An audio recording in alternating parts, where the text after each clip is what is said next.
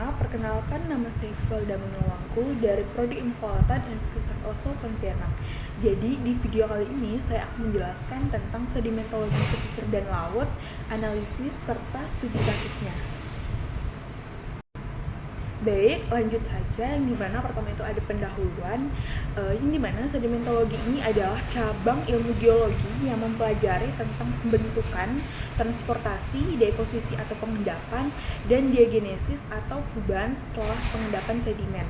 Nah, dalam konteks pesisir dan laut, sedimentologi ini berfokus pada material padat atau sedimen yang bergerak dan terakumulasi di lingkungan zona pantai dan di bawah laut. Nah, mengapa sih sedimentologi pesisir dan laut itu sangat penting?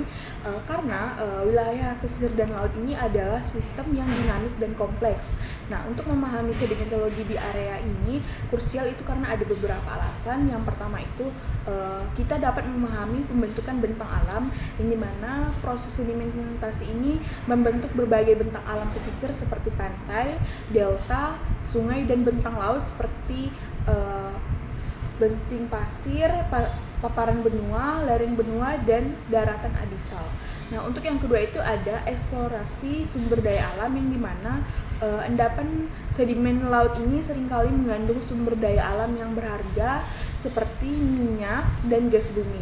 Nah, mineral berat ini misalnya itu ada timah, emas, dan agregat konstruksi.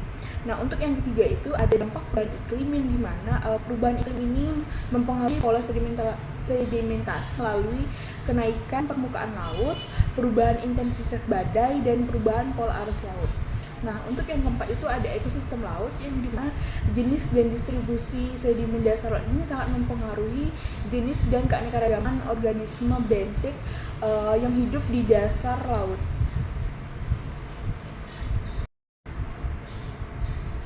Nah, ada juga aspek utama dalam sedimentologi pesisir dan laut itu. Yang pertama ada sumber sedimen, yang dimana dia ini juga memiliki poin-poin penting. Yang pertama itu ada terestrial, yang dimana dia ini berasal dari darat. Nah, hasil pelapukan batuan di daratan ini dibawa ke laut oleh sungai, angin, dan longsoran. Untuk poin yang kedua itu ada biogenik, yang dimana dia ini berasal dari organisme atau sisa-sisa organisme laut seperti cangkang moluska, kerangka koral, diatom, dan foraminifera.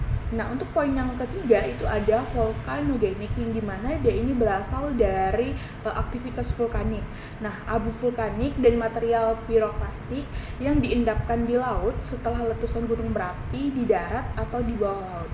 Nah, untuk poin yang keempat itu ada kosmogenik, yang dimana dia ini berasal dari luar angkasa.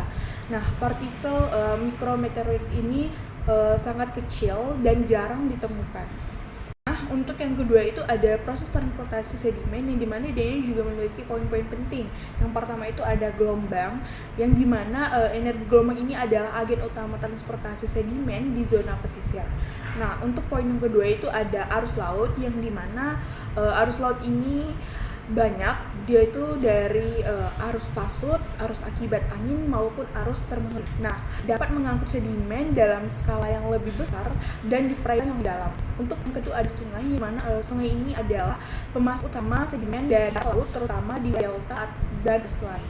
Nah, untuk poin yang keempat itu ada angin, yang dimana angin dapat memindahkan pasir di wilayah pesisir, membentuk gumuk pasir dan pantai.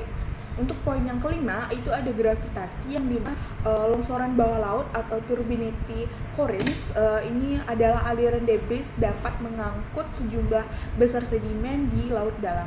Nah, untuk poin yang keenam itu ada aktivitas biologis atau bioturbation, yang dimana organisme yang hidup di dalam sedimen ini misalnya ada cacing dan kerang. Nah, dia ini juga dapat mengaduk dan memindahkan partikel sedimen.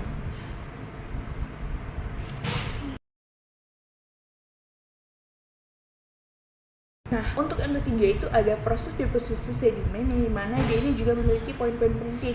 Yang pertama itu ada sedimentasi gravitasi, yang dimana partikel sedimen ini mengendap karena beratnya sendiri, karena energi transportasi menurun. Nah, untuk poin yang kedua itu ada flocculation, yang dimana partikel-partikel halus atau lempung ini dapat menggumpal dalam air asin dan dia ini juga mempercepat pengendapannya. Nah, untuk poin ketiga itu ada aktivitas biologis, yang dimana organisme filter feeder ini misalnya kerang, itu dapat membantu mengendapkan partikel tersuspensi di air. Nah, untuk poin yang keempat itu ada perubahan kondisi fisikokimia, yang dimana perubahan salinitas, suhu, dan pH ini dapat mempengaruhi pengendapan mineral dari air laut. Nah, untuk yang keempat itu ada struktur sedimen, yang dimana struktur sedimen ini adalah fitur fisik yang terbentuk selama atau segera setelah pengendapan sedimen, yang dimana dia ini memberikan informasi tentang kondisi pengendapan dan proses transportasi. Nah, untuk studi kasus di sini saya ini mengambil dari jurnal yang berjudul Karakteristik dan Pola Sebaran Sedimen di Estuari Delta Mahakam, Kalimantan Timur, yang dimana bisa kita tahu bahwa Delta Mahakam sendiri ini merupakan wilayah yang kompleks karena adanya pertemuan antara air tawar dari sungai dan air asin dari Selat Makassar ini sendiri. Nah, interaksi ini menyebabkan dinamika sedimen yang menarik untuk diteliti. Nah, penelitian ini bertujuan untuk yang pertama itu menentukan karakteristik sedimen di estuari Delta Mahakam, yang kedua itu untuk mengetahui pola penyebaran sedimen di wilayah tersebut. Nah, untuk mencapai tujuan tersebut, peneliti ini melakukan pengambilan sampel sedimen secara langsung di lapangan dan kemudian memodelkan sebaran sedimen menggunakan model ECOSMAT. Nah, model ini dijalankan itu selama 40 hari dengan mempertimbangkan faktor-faktor seperti debit sungai dan pasang surut. Nah, hasil dari pengelolaan sampel ini secara manual menunjukkan bahwa sedimen di estuari Delta Mahakam ini didominasi oleh lumpur dengan diameter rata-rata 0,002 mm.